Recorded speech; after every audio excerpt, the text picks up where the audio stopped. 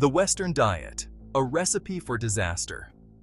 We live in a world obsessed with food, where every meal is an opportunity for a social media post, and food festivals draw massive crowds.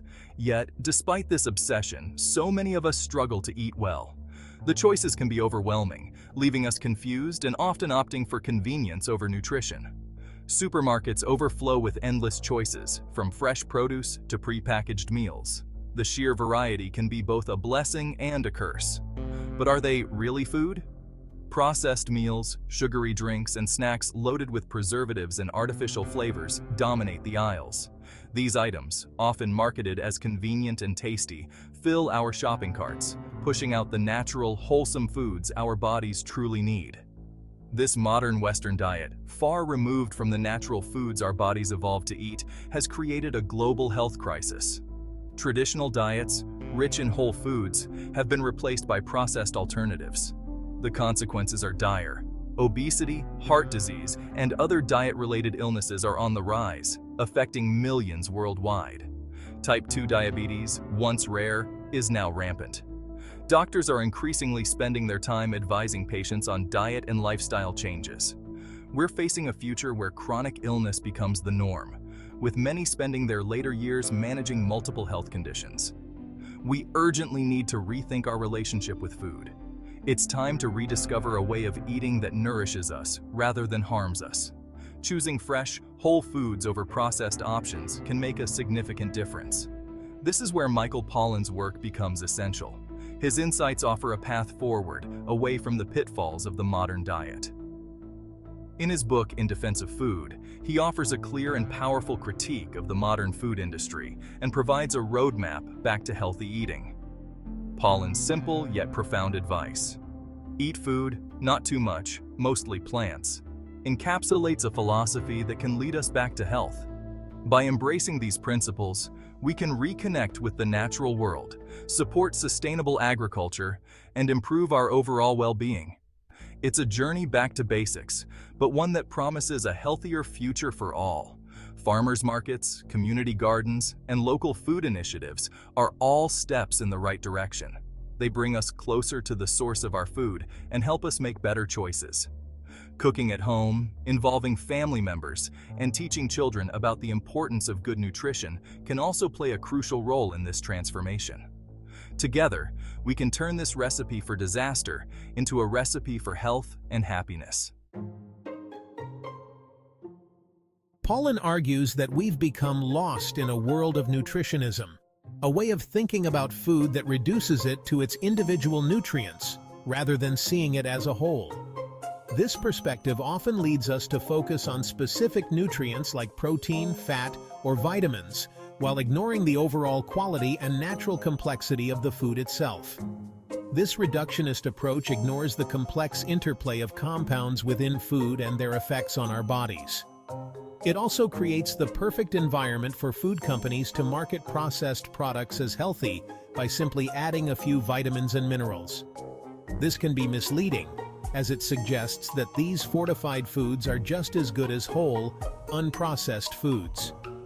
In reality, the benefits of whole foods come from their natural, unaltered state, which cannot be replicated by simply adding isolated nutrients.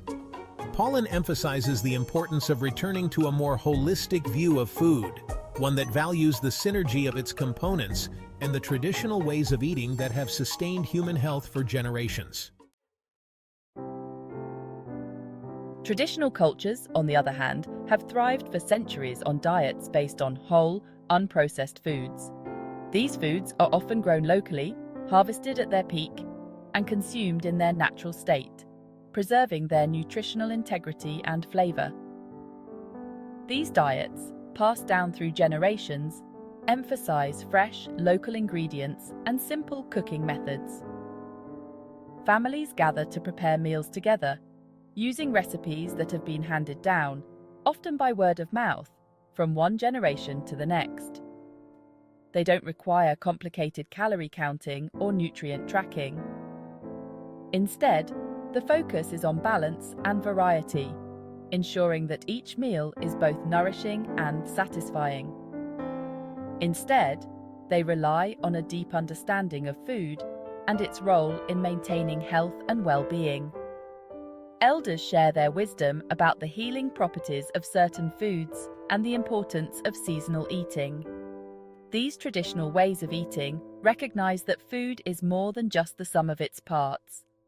It's about the stories behind the ingredients, the cultural significance of each dish, and the joy of preparing and eating food together. It's about connection to the earth, to our cultures, and to the pleasure of sharing meals with loved ones. These communal meals foster a sense of belonging and continuity, reminding us of our roots and the importance of community in our lives. Science on sale. How marketing distorts dietary advice. The food industry exploits our confusion about nutrition for profit. Armed with armies of scientists and marketers, they manipulate research to make health claims about their products. The consequences of consuming a diet dominated by ultra-processed foods are far-reaching. These foods, stripped of their natural nutrients and loaded with sugar, salt, and artificial ingredients, wreak havoc on our bodies. They disrupt our metabolism, leading to weight gain, insulin resistance, and an increased risk of chronic diseases.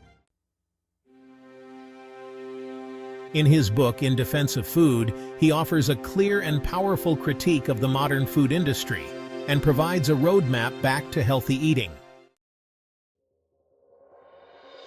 Not too much. Mostly plants. Rediscovering the wisdom of tradition. Back to basics. Practical tips for natural eating. The joy of cooking, reclaiming our food culture. A sustainable future, nourishing ourselves and the planet. Reconnecting with food, reconnecting with life. Written by Jamie Oliver.